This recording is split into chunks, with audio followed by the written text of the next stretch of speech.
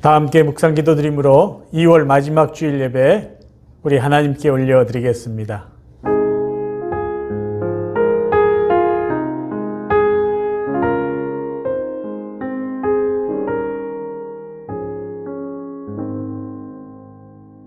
새 노래로 여호와께 노래하라.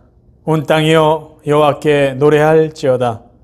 여호와께 노래하여 그 이름을 송축하며 그의 구원을 날마다 전파할지어다. 그의 영광을 백성들 가운데, 그의 기이한 행적을 만민 가운데 선포할지어다. 아멘. 하나님 우리 아버지, 오늘도 하나님의 은혜에 감사드리며 사랑하는 성도들이 하나님을 아버지라 부르며 찬양과 경배를 올려드립니다. 하나님 아버지, 오늘도 저희들의 예배를 기쁘게 받아주시고 이 시간 성령 하나님께서 사랑하는 성도들의 영혼을 만족시켜 주옵소서. 예수 그리스도의 이름으로 기도하옵나이다. 아멘.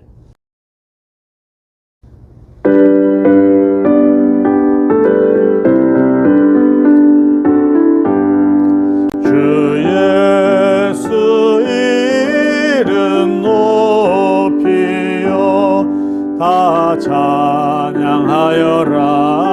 다 찬양하여라.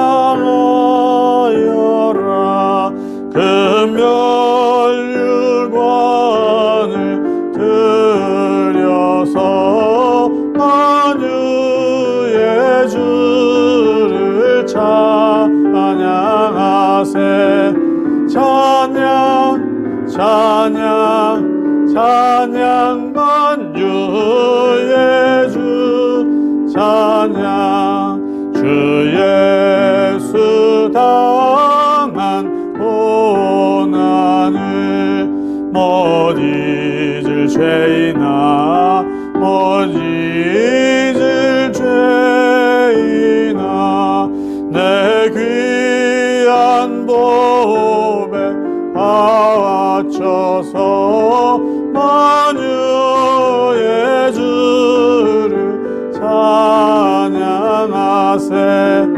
찬양 찬양 찬양 만유의 주 찬양. 이 지구 위에 거하는 온 세상 사람들, 온 세상 사람들 그 크신 위엄 높여서 만유의 주를 찬양하세. 찬양 찬양 찬양 만유의 주 찬양.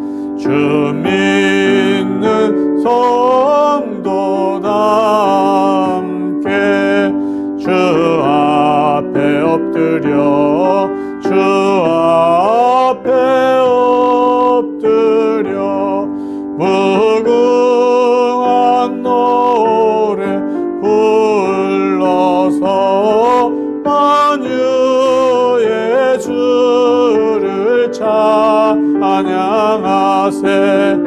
찬양 찬양 찬양 만유의 주 찬양. 아멘.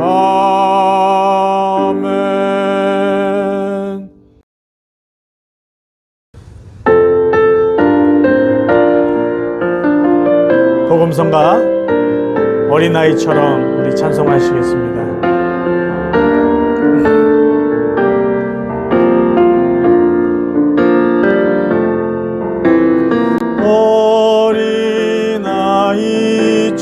어린아이처럼 그저 오라 하시네.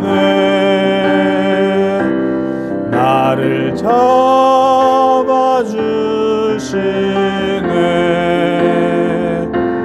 주의 강한 손으로 잡아주시네.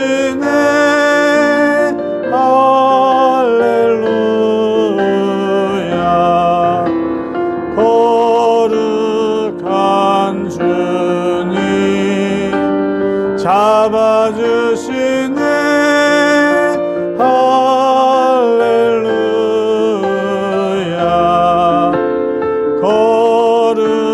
거룩한 주님 나 가난한 마음으로 나 가난한 마음으로 주께 가기만 하면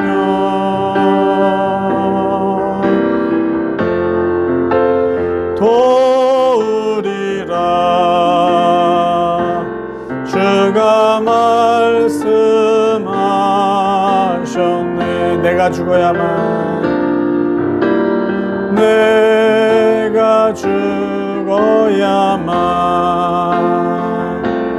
많은 열매 맺히리. 주와 함께 못 박혀 다시 살리라. 다시 살리라. 할렐루야. 거룩한 주님 다시 살리라. 할렐루야.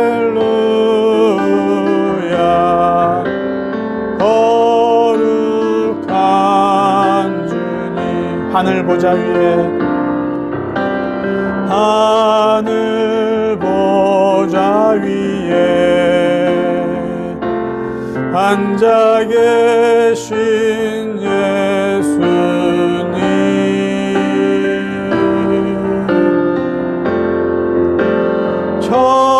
천사들도 모두 모여 경배해. 거룩하신 이여, 거룩하신 이여, 흠이 없는 구주여,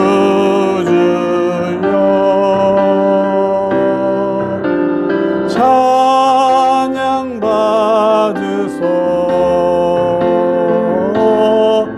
나 소리 높여서 찬양하리라.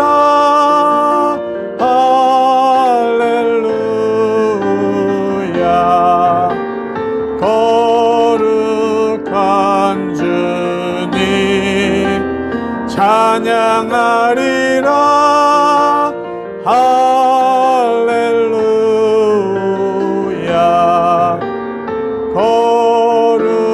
거룩한 주님. 아멘. 전능하사 천지를 만드신 하나님 아버지를 내가 믿사오며 그 외아들 우리 주 예수 그리스도를 믿사오니 이는 성령으로 잉태하사 동정녀 마리아에게 나시고 본디오 빌라도에게 고난을 받으사 십자가에 못 박혀 죽으시고 장사한 지 사흘 만에 죽은 자 가운데서 다시 살아나시며 하늘에 오르사 전능하신 하나님 우편에 앉아 계시다가 저리로서 산자와 죽은 자를 심판하러 오시리라. 성령을 믿사오며 거룩한 공회와 성도가 서로 교통한 것과 죄를 사하여 주신 것과 몸이 다히 사는 것과 영원히 사는 것을 믿사옵나이다. 아멘. 천지 만물을 창조하시고 저희들의 삶을 주관하시는 사랑의 하나님, 2월 마지막 주일 비대면 예배를 올려드립니다. 저희들의 정성 어린 찬양과 예배를 흠양하여 주시고 예배자로 세워주심도 감사드립니다. 지난 한 주간도 주님의 보호하심으로 무사히 지내게 하여 주심도 감사드립니다.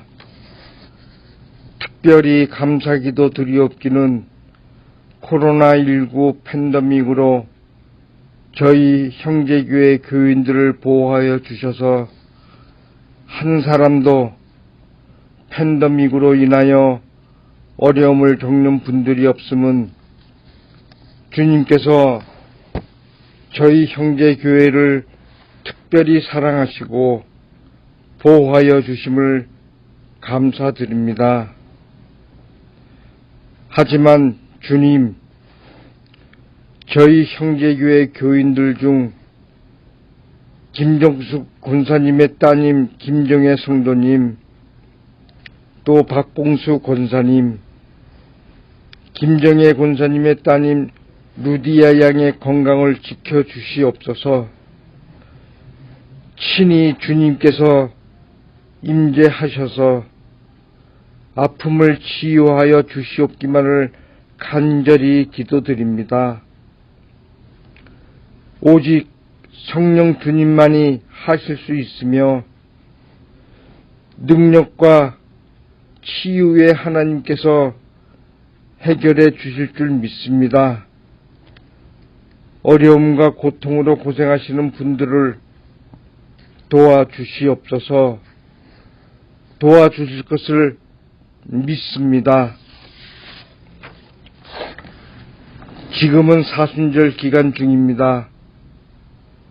예수님의 고난을 묵상하면서 찬양과 기도에 힘쓰는 경건한 삶을 살 수 있도록 저희들의 마음과 믿음을 이끌어 주시고 인도하여 주시옵기만을 간절히 기도드립니다. 이 시간 목사님께서 말씀 전하실 때 성령 주님께서 시작과 마지막을 함께하여 주시옵기만을 바라오며 우리 주 예수 그리스도 이름으로 감사하며 기도드립니다. 아멘.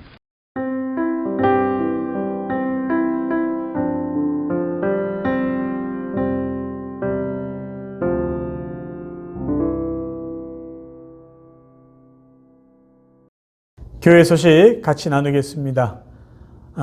광고해드린 대로 지금 저희들 사순절 기간을 보내고 있습니다.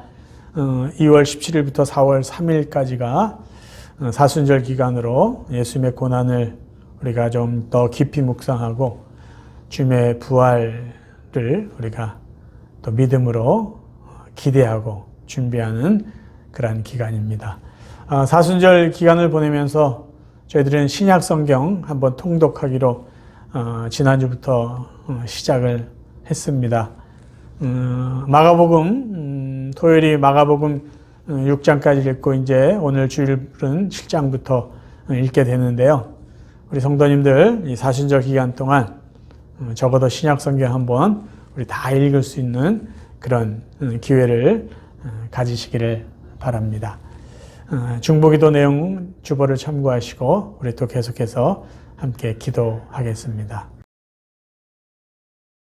하나님 말씀 함께 나누시겠습니다. 오늘 나누실 말씀은 마가복음 7장 1절부터 13절까지입니다. 자막을 보시면서 오늘도 천천히 한 목소리로 봉독하시겠습니다. 7장 1절부터 읽습니다. 바리새인들과 또 서기관 중 몇이 예루살렘에서 와서 예수께 모여들었다가 그의 제자 중 몇 사람이 부정한 손, 곧 씻지 아니한 손으로 떡 먹는 것을 보았더라. 바리새인들과 모든 유대인들은 장로들의 전통을 지키어 손을 잘 씻지 않고서는 음식을 먹지 아니하며 또 시장에서 돌아와서도 물을 뿌리지 않고서는 먹지 아니하며 그 외에도 여러 가지를 지키어 오는 것이 있으니 잔과 주발과 놋그릇을 씻음이러라. 이에 바리새인들과 서기관들이 예수께 묻되 어찌하여 당신들의 제자들은 장로들의 전통을 준행하지 아니하고 부정한 손으로 떡을 먹나이까? 이르시되 이사야가 너희 외식하는 자에 대하여 잘 예언하였도다. 기록하였으되 이 백성이 입술로는 나를 공경하되 마음은 내게서 멀도다. 사람의 계명으로 교훈을 삼아 가르치니 나를 헛되이 경배하는도다 하였느니라. 너희가 하나님의 계명은 버리고 사람의 전통을 지키느니라. 또 이르시되 너희가 너희 전통을 지키려고 하나님의 계명을 잘 저버리는도다.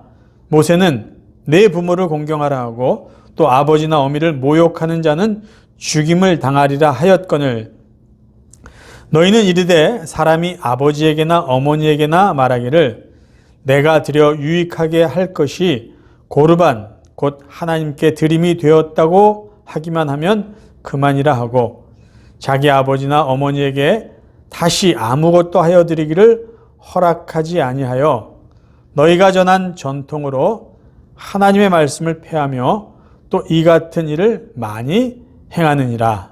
아멘. 저는 오늘 본문 말씀을 통해서 유대인들의 전통을 지키지 않는 예수님의 제자를 정죄하는 바리새인들과 서기관들의 위선에 대해서 한번 생각해 보기 원합니다. 우리가 읽은 본문 내용을 정리하면 이렇습니다. 예루살렘에 있었던 바리새인과 서기관 몇 명이 예수님이 사역하고 계신 갈릴리까지 와서 예수님을 찾아옵니다. 그 이유와 목적은 무엇 때문일까요?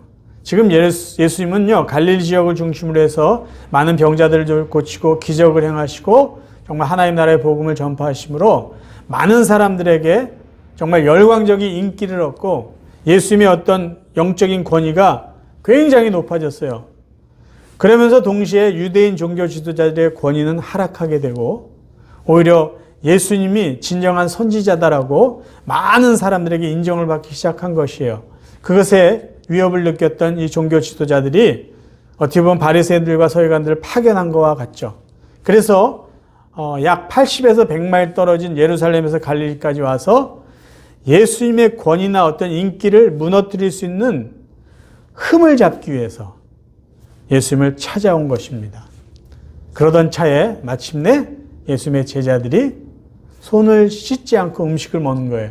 그것은 뭐냐면 유대인 전통에서는 음식을 먹기 전에 손을 씻는 정결 의식을 행해야 되는데 예수님의 제자들은 그 의식을 행하지 않고 음식을 먹는 것을 보고 그것을 가지고 지금 예수님께 시비를 겁니다. 그때 예수님은 이사야 말씀을 인용하면서 바리새인과 서기관들의 위선을 지적하고 계십니다.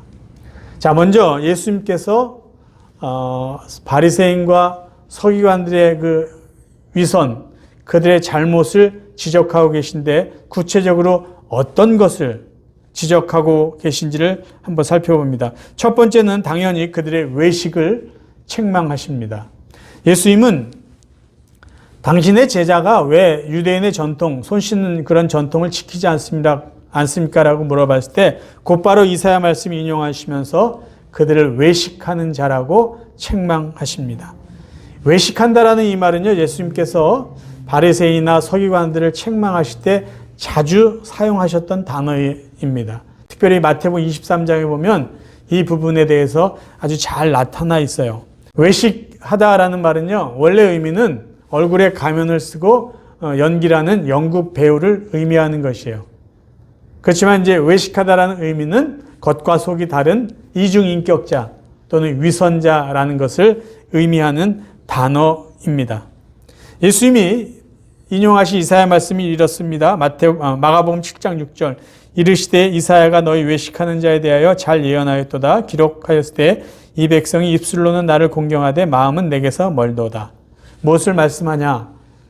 지금 너희들 바리새인과 서기관들은 종교적인 어떤 의식에만 열심을 내지 정말 마음으로는 하나님을 제대로 공경하지 않는다.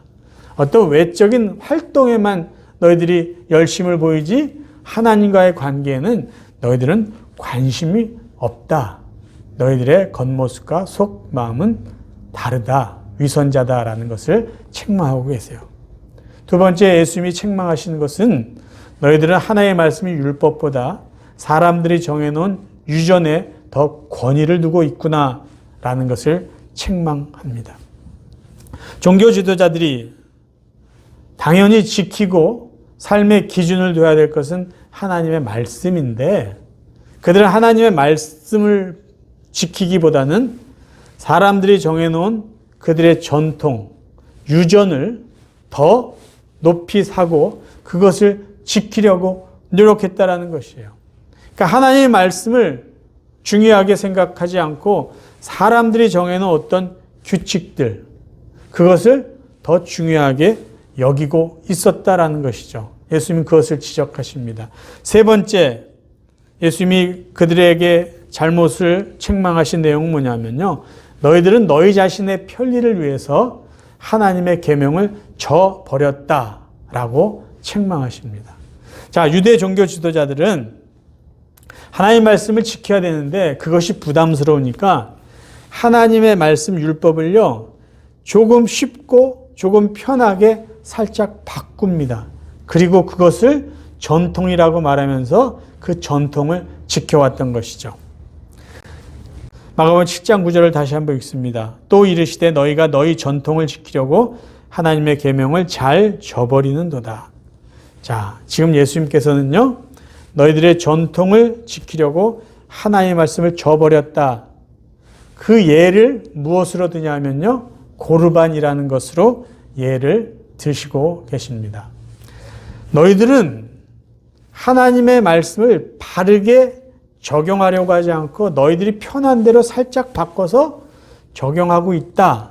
그 예를 고르반을 들어서 설명해 주고 있어요. 이것을 설명하기 위해서 본문 마가복음 7장 10절부터 한번 읽겠습니다. 모세는 내 부모를 공경하라 하고 또 아버지나 어머니를 모욕하는 자는 죽임을 당하리라 하였거늘 너희는 이르되 사람이 아버지에게나 어머니에게나 말하기를 내가 드려 유익하게 할 것이 고르반 곧 하나님께 드림이 되었다고 하기만 하면 그만이라 하고 자기 아버지나 어미에게 다시 아무것도 하여 드리기를 허락하지 아니하여 너희가 전한 전통으로 하나님의 말씀을 폐하며 또 이 같은 일을 많이 행하느니라. 무슨 말이냐면요, 유대인들은 하나님의 말씀인 부모를 공경하라는 그 계명을 지켜야 될 의무가 있어요. 이것은 하나님의 말씀 이전에 인간의 도리이기도 합니다. 자식이 부모를 공경하는 것은 당연한 일이에요. 그런데 부모를 잘 모셔야 되는 그 의무가 있음에도 불구하고 부모를 잘 모시고 싶지 않는 사람들이요, 어떤 구실과 어떤 핑계를 대냐 하면 고르반이라는 핑계를 대면서 부모를 공경하지 않은 변명을 늘어놓게 되는 것이죠. 고르반이라는 말은 무엇일까요? 고르반이라는 단어의 의미는 하나님께 드림이라는 의미인데요. 이 말의 뜻은 하나님 앞에 드려진 물질이라는 것을 의미합니다. 그러면 왜 이 고르반을 통해서 이스라엘 백성은 부모를 공경하는 의무를 안 해도 되는 어떤 구실을, 핑계를 댈 수 있을까요? 그것은 뭐냐면 자식들이 부모에게 용채를 드리고 용돈을 드려야 되는 그 의무를 하지 않으면서 어떻게 말하냐면 부모님, 제가 부모 앞에 드려야 될 용돈을 하나님 앞에 헌금으로 드렸어요. 그래서 부모 앞에 드릴 돈이 없습니다. 그렇게 말하면 끝난다는 것이에요. 그러니까 지금 이들이 고르반을 어떻게 교묘하게 사용하냐 하면 내 부모를 공경하라라는 그 계명도 어기고 그 계명을 어길 경우에 율법에는 어떤 무거운 형벌이 주어지냐면 부모를 모욕하거나 제대로 모시지 않으면 죽임을 당할 수 있는 그런 형벌이 있어요.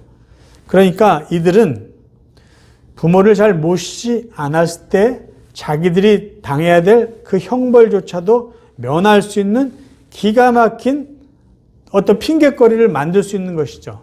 그러니까 부모한테 용돈을 드리지 않으려고 하는 핑계를 어떻게 되냐면 부모님 앞에 제가 용돈을 드려야 되는데 이거 다 헌금해서 없습니다. 그러면 끝이라는 것이에요. 하나님의 말씀도 지키지 않고 말씀을 지키지 않았을 때 받아야 될 어떤 형벌도 자연스럽게 면하는 그런 그들의 교묘한 모습을 예수님이 지적해주고 있었던 것이에요. 그러면 여러분, 왜 유대인들은 율법이 있는데도 불구하고 전통을 만들어서 율법보다도 더 전통의 권위를 두면서 그것을 지키면서 살아왔을까요? 저는 그 이유를 두 가지로 이해합니다. 하나는 그들의 편리 때문이고요. 또 하나는 그들이 편법을 범하였기 때문이에요. 이게 무슨 말이냐? 그들은 하나의 율법 그대로 지키는 것이 부담스러우니까 율법을요, 자기들의 편한 대로 살짝 바꾸는 편법을 범했다는 것이죠. 마가복음 7장 6절 말씀을 현대어 성경으로 한번 읽어드립니다. 예수께서 이렇게 대답하셨다. 이 위선자들아, 이사야가 너희에 대해 이미 적절한 예언을 하였다. 이 백성이 나를 섬긴다고 주장을 하지만 사실은 말로만 나를 섬기고 높일 뿐 마음은 내게서 아주 멀리 떠나 있다. 그들이 나를 경외하며 제물을 바친다고 해도 아무 쓸모없는 일이다. 그들은 나를 세계의 주인으로 인정하지 않고, 잘 들어보세요, 자기들에게 편한 대로 생각해내어 만든 규정에 따라서만 나를 높이고 섬기기 때문이다. 이 얼마나 옳은 말이냐. 무슨 말이냐면요, 하나님의 말씀이, 율법이 여기 있는데 그 율법을 다 지키는 것이 자기들한테 부담이 되는 거예요. 그러니까 이 율법을 자기 편한 대로 살짝 바꿔서 새롭게 만들어 놓은 것이 그들의 전통이고 그들의 유전이라는 것이죠. 자, 왜 이런 일이 생겼을까요? 그들은 편리를 추구하며 살았기 때문이에요. 그러니까 전통이 생긴 것, 그들의 유전이 생긴 것은요, 편리를 추구한 결과라는 것이에요. 자기들이 말씀을 다 지키기가 부담이 돼요. 그러니까 자기들이 지킬 수 있을 정도로 편한 그들만의 전통을 만들어 놓고 결국은 하나님의 말씀을 저버리는, 율법의 본질을 다 놓치게 된 것이죠. 저희들도요, 만약에 편리한 신앙생활을 추구하기 시작한다면요, 신앙생활의 본질을 놓칠 수가 있습니다. 저희는 지금 코로나19라는 특별한 상황 때문에 이전보다는 훨씬 더 편하게 예배를 드리고 편한 신앙생활을 해오고 있습니다. 그런데 우리가 경계해야 될 것이 있어요. 편리함은 예배의 기준이 될 수 없다라는 것입니다. 예배는요, 우리의 정성을 하나님 앞에 드리는 거예요. 예배는 우리의 몸을 드리고 우리의 마음을 드리고 우리의 믿음을 드리고 우리의 시간, 우리의 물질을 드리는 거이면서 동시에 우리의 정성을 하나님 앞에 드리는 모든 시간입니다. 제가 늘 말씀드리지만 바른 예배, 좋은 예배는요, 우리가 듣기 좋고 우리에게 편한 예배가 아니라 하나님이 기쁘시게 받으시는 예배가 좋은 예배고 바른 예배예요. 그런데 만약에 우리가 편안함을 추구하는 그 예배를 자꾸 찾게 된다면요, 예배의 주체는요, 하나님이 아니라 우리가 될 수밖에 없습니다. 그래서 편리함을 추구하는 예배는요, 하나님 앞에 우리의 마음과 정성과 믿음을 드리는 예배가 아니라 우리가 구경하고 보고 평가하는 예배로 전락할 수밖에 없다라는 것이에요. 예수님은요, 하나님 앞에 드려지는 예배, 제사는 편리가 기준이 아니라 하나님이 기쁘게 받으시느냐 안 받으시느냐가 기준이라고 말씀하고 계세요. 이스라엘 백성들은요, 이사야 시대에도 그랬고요, 말라기 시대에도 그랬고, 예수님 당시에도요, 변함없이 그들은 하나님 앞에 드리는 제사를 귀찮아했어요. 번거로워했어요. 그래서 예배 드려야 돼요, 제사 드려야 될 때가 되면요, 형식적으로 제사를 드렸고 그저 떼어버리는 식으로 제사를 드려왔습니다. 왜 그랬을까요? 자꾸 편해지고 싶었기 때문이에요. 그래서 예수님께서 성전에서 짐승 파는 사람, 돈 바꾸는 사람에게 화를 내시고 다 뒤 엎은 이유가 무엇인지 아세요? 그때 그 사람들은요, 하나님 앞에 제사 드린 것을요, 자꾸만 편하게 드리고 싶었던 것이에요. 쉽게 드리고 싶었어요. 원래 하나님 앞에 드려지는 제물, 그 짐승은요, 흠이 없고 온전하고 정말 건강한 그런 짐승을 하나님 앞에 바쳐야 됩니다. 그리고 원래대로라면 자기네 집에서 키웠던 정말 좋은 짐승을 하나님 앞에 드리는 제사 그 현장까지 끌고 가서 거기서 죽이고 각을 뜨고 하나님 앞에 드려야 되는 것이 제사예요. 그런데 이게 얼마나 귀찮습니까? 그리고 그 좋은 짐승을 바뀐 것이 아깝잖아요. 그러니까 예루살렘 성전에 가면 짐승을 파는 사람이 있어요. 그러니까 집에서 키운 거 굳이 거기까지 끌고 가지 않고 예루살렘 성전에 가서 짐승을 사서 거기서 드리면 되겠다. 그렇게 편해진 시대에 살고 있어요. 그런데 문제는 뭐냐면요, 예루살렘 성전에서 짐승을 파는 사람들이 정말 흠이 없고 깨끗한 건강한 짐승을 파는 게 아니라 당신들은 어차피 이 짐승 곧 죽여서 제물로 바칠 테니까 뭐 이 정도는 괜찮다라고 하면서 병들고 다 죽어가는요, 예? 다 말라서 죽어가는 그런 짐승을 거기서 비싸게 파는 거예요. 그런데도 자기 집에서 키운 짐승을 거기까지 가지고 가는 것보다는요, 그게 훨씬 쉽고 편하니까 사람들이 거기 와가지고요, 정말 볼품없는 짐승들을 돈 주고 사서 그 자리에서 하나님 앞에 제사를 드리는 정말 형식적인 의식이 되었던 것이에요. 그래서 예수님께서요, 그런 사람들, 그렇게 제사 드리려는 사람들, 또 그런 사람들을 이용해서 돈벌이를 하는 사람들에게 예수님이 화를 내시고, 그 성전 앞에 그 장사하는 사람들을 다 뒤엎으신 것이죠. 요한복음 2장 말씀 한번 봅니다. 요한복음 2장 13절, 유대인의 명절이 가까운지라 예수께서 예루살렘으로 올라가셨더니 성전 안에서 소와 양과 비둘기 파는 사람들과 돈 바꾸는 사람들이 앉아있는 것을 보시고 노끈으로 채찍을 만드사 양이나 소를 다 성전에서 내쫓으시고 돈 바꾸는 사람들의 돈을 쏟으시며 상을 엎으시고, 편리를 추구한 사람들의 제사 드리는 모습이 이렇게까지 타락되었다라는 것이에요. 두 번째, 유대인들이 자신들의 전통을, 유전을 만들어서 지킨 이유는요, 편법을 범한 결과입니다. 여러분, 율법에 무언가 첨가시키거나 무엇을 빼낸다면요, 그것은 온전한 율법이 될 수 없습니다. 이 말은 구원은 오직 믿음으로 얻게 되는 하나님의 은혜다, 그것이 전부인데 아닙니다. 그 믿음에, 구원을 얻는 믿음 위에 무언가를 더하거나 빼내면은요, 그것은 정통 교리가 될 수 없고 이단이 되는 것과 같은 말이에요. 예를 들어 설명해 볼까요? 우리가 믿어야 될 예수 그리스도의 인격은요, 예수님은 참 하나님이고 참 인간이다라는 것이에요. 예수님은 참 하나님이고 참 인간이다. 그런데 예수님의 신성만 인정하고 인성을 인정하지 않는다면 그것은 이단이죠. 그렇죠?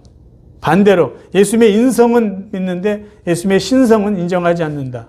뭔가 빼버렸어요. 그건 이단이에요. 그리고 구원은 오직 예수 그리스도를 믿는 것으로 얻게 되는데 그 믿음에 자꾸 뭔가를 추가해요. 믿는 것 플러스 선행을 더해야 된다. 그러면 그것은 이단이 되는 것이에요. 구원은 오직 믿음으로 얻게 되는 것이죠. 그런데 구원은 믿음 플러스 마이너스 알파다. 이단이에요. 마찬가지예요. 율법은 그냥 율법이에요. 근데 율법에 자꾸 뭔가 플러스 마이너스 알파를 하면 그것은 율법이 아니라 편법이 되는 것이에요. 인간의 유전, 전통이 되는 것이에요. 유대인들은 하나님께서 율법을 자기들의 생각대로 살짝 바꿨어요. 살짝 뺀 거죠. 기준을 살짝 낮췄어요.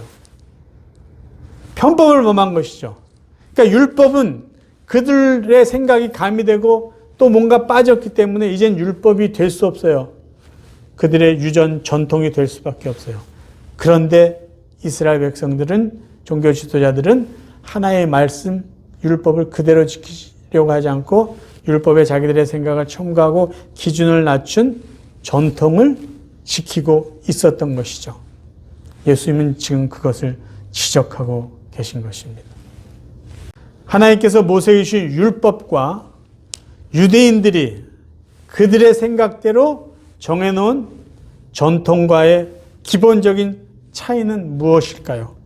그것은요, 율법은 하나님의 말씀이 기준이고요, 유대인의 전통은 사람들의 생각이 기준이에요. 하나님의 생각이냐 사람들의 생각이냐, 엄청난 차이입니다. 예수님께서 인용하신 이사야 선지자의 말씀을 보면은요, 이스라엘 백성이 입으로만 하나님을 경외하는 이유가 사람들의 생각 때문이라고 말씀하고 있습니다. 자, 이사야 29장 13절을 봅니다. 주께서 이르시되 이 백성이 입으로는 나를 가까이하며 입술로는 나를 공경하나 그들의 마음은 내게서 멀리 떠났나니 그들이 나를 경외함은 사람의 계명으로 가르침을 받았을 뿐이니라. 이스라엘 백성이 입으로만 하나님을 섬기는 것은요, 사람들의 계명, 사람들의 생각, 사람들의 말, 그것을 그들이 듣고 그 말씀을 기준으로, 사람들의 생각을 기준으로 했기 때문이라는 것이에요. 하나님의 백성들이 따라야 될 삶의 기준은 하나님의 말씀인데요, 자꾸 사람들의 생각을 가지고 그것을 근거로 해서 하나님을 섬기려고 하고 있었던 것이에요. 그 결과는 뭘까요? 입술로만 하는 게 립 서비스에 불과하다는 것이에요. 이런 신앙생활은요, 율법을 바르게 지키는 정통적인 바른 신앙이 아니라 편법을 범하는 우와 다를 바가 없다라는 말씀이에요. 여기서 한 가지 더 생각해 보고 싶은 것이 있는데요, 바리새인들의 착각입니다. 그들은 자신들이 만든 전통을 지키기만 하면 자기들이 의로워진다라는 착각을 하고 있어요. 내가 이 전통만 잘 지켜도 나는 하나님께 인정받을 수 있다, 나는 의로운 사람이다라고 그들 스스로 체면을 걸고 그렇게 살아왔다는 것이에요. 그리고 그 전통을 지키지 않는 사람들, 지금 예수님의 제자 같은 사람들을 정죄하고 그렇게 살아왔습니다.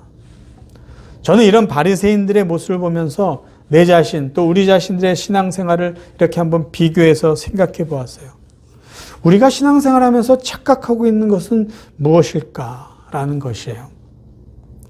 100세 시대를 살기 때문에 어디나 많은 분들이 건강하게 오래 사십니다. 교회도 마찬가지예요. 그러다 보니까 교회 안에서요, 신앙생활을 정말 오래 한 분들이 많이 있어요. 30년, 40년, 옛날에 비해서 정말 70년, 80년까지 신앙생활 오래 하신 분들이 있어요. 그런데 가끔 나이 지긋하신 분이 저에게 이런 말씀을 하세요. 목사님, 저는 신앙생활 한 지 벌써 몇십 년이 됐는데 아직도 믿음이 잘 안 자랍니다. 아직도 저는 성경의 지식을 잘 모르겠고요. 성경을 잘 모르겠고, 저는 아직도 기도하는 것이 어색해요. 기도가 잘 안 돼요. 제가 그런 소리를 들을 때 한번 이런 생각을 해봐요. 왜 20년, 30년, 수십 년 신앙생활을 했는데 아직도 성경에 대한 지식이 얕고 기도하는 것을 저렇게 힘들어할까? 그 이유를 좀 쉬운 예를 들어서 한번 제가 설명해 볼게요. 어떤 사람이 20년 동안 다이어트를 했는데 20년 동안 계속 성공하지 못하고 실패했다고 이야기를 합니다. 그 이야기를 들은 남편이 그 아내에게 이렇게 말하는 것이에요. 내가 볼 때 당신은 20년 동안 다이어트를 한 것이 아니라 다이어트를 해야 되는데라고 고민만 해왔지 정작 다이어트는 하지 않았다. 당신은 다이어트를 해야 된다는 고민을 다이어트 했다라고 착각하고 있었다라고 이야기를 했다고 합니다. 제가 그 이야기를 듣고 우리의 믿음을 그렇게 한번, 믿음이 이렇게 성숙하지 못한 것을 이렇게 한번 생각해 봤어요. 왜 나의 믿음이 10년 전, 20년 전과 별 차이가 없을까? 정말 내가 믿음이 자라도록 노력하고 고민하고 그랬는데도 믿음이 자라지 않은 것인지, 아니면 그래 나도 좀 성숙한 믿음을 가져야 되는데 나도 믿음이 좀 좋은 사람이 됐으면 좋겠어라고 생각만 하고 고민만 했던 것은 아닌지요. 아직까지도 신앙생활 몇십 년 했는데도 성경을 잘 모른다, 성경의 내용이 뭔지 잘 모른다. 그 이유는 내가 정말로 성경을 읽고 배우고 노력했는데도 불구하고 이해를 못해서가 아니라, 공부는 하지 않고 성경을 읽지 않고 내가 성경을 읽어야 되는데 나도 성경 공부를 해야 되는데 라고 생각만 했기 때문은 아닐까요? 내가 몇십 년 신앙생활 하는데 기도하는 것이 아직도 어색하고요, 5분 이상 기도를 못하는 이유가 내가 그렇게 열심히 자주 기도를 했는데도 나는 말재주가 없어서, 아니면 기도할 어떤 내용이 없어서 그런 것이 아니고 정말로 개인적으로 자주 기도하지 않고 깊이 기도해 오지 않았기 때문에, 그리고 나도 기도를 하고 싶은데, 기도를 오래 하고 싶은데, 나도 기도를 잘하고 싶은데 라고 생각과 고민만 했기 때문은 아닐까요? 저희들이 종종 실수하는 것이 있습니다. 혼동하는 것이 있어요. 그게 뭐냐면요, 회개와 후회를 같은 것으로 이해한다는 것이죠. 하나님 앞에 죄를 졌어요. 그래서 회개하려고 해요. 근데 정작 회개는 하지 않고 후회를 하는 경우가 많다라는 것이에요. 후회는 무엇일까요? 잘못을 뉘우치는 것이에요. 아, 이거 잘못했구나라는 거예요. 잘못을 인정하는 것이에요. 회개는 뭘까요? 회개는 잘못을 고치는 거예요. 근데 저희들은 하나님 앞에 죄를 범하고는 이게 죄라는 것까지는 인정해요. 근데 정작 하나님 앞에 그 죄를 범하는 삶을 고치려고는 하지 않는다라는 것이죠. 그래서 늘 내가 잘못했구나, 잘못했구나 그것만 생각하고 삶의 변화가 없기 때문에 우리는 자꾸 실수와 실패를 반복하게 된다는 것입니다.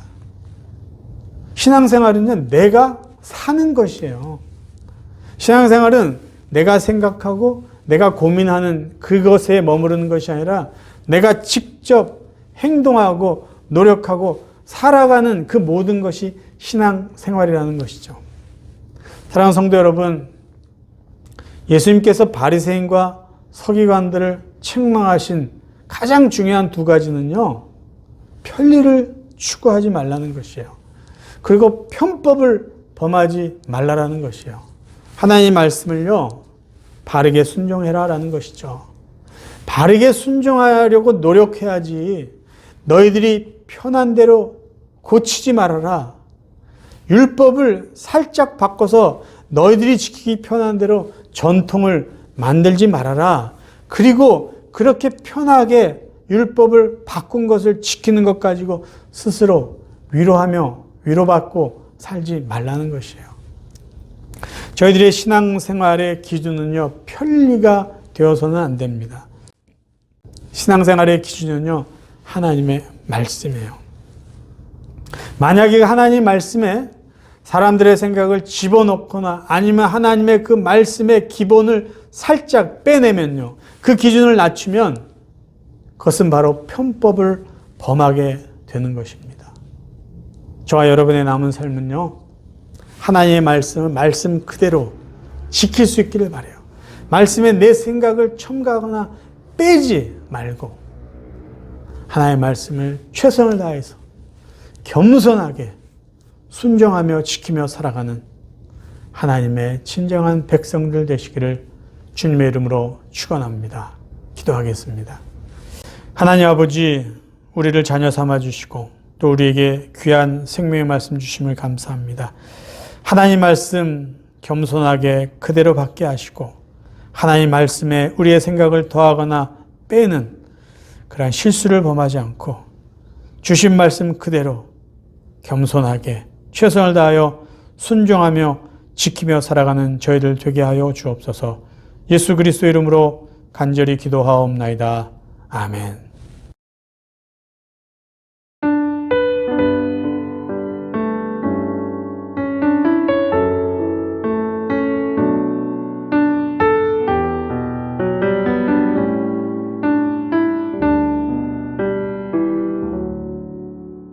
헌금을 위해 잠깐 기도하겠습니다.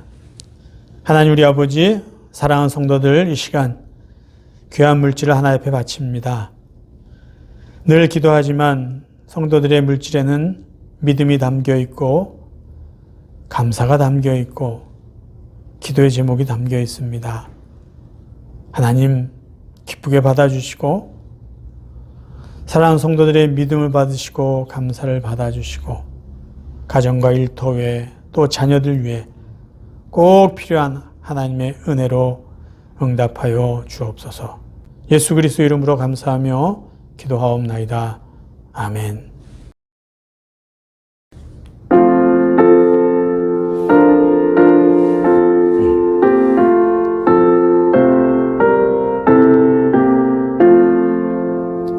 내 주 되신 주를 참 사랑하고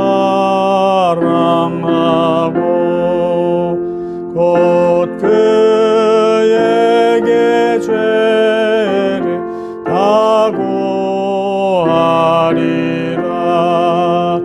그는 은혜를 주신 내 예수시니 이전보다 더욱 사랑합니다. 내 평생에 힘쓸 그 큰 의무는 주 예수의 덕을 늘 기리다가 숨질 때에라도 내 할 말씀이 이전보다 더욱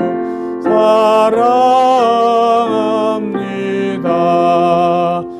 큰 영광의 구주 날 사랑하사 그 풍성한 은혜 더하시리니 금멸유관 쓰고 늘 찬송할 말 이전보다 더욱 사랑합니다. 지금도 우리 주 예수 그리스도의 은혜와 아버지 하나님의 무한하신 사랑하심과 성령님의 감화 감동 교제하심이 하나님 말씀 앞에 내 편리를 추구하지 않고 말씀 그대로 최선을 다하여 순종하며 살기로 다짐하는 당신의 귀한 자녀들 위해 오늘도 함께 예배드린 온 성도들의 가정과 그들의 자녀, 그들이 경영하는 일터, 앞으로의 계획과 또 건강 위해 그리고 흩어져 살고 있는 모든 가족과 친지들 위해 영원까지 함께 없기를 간절히 축원하옵나이다. 아멘.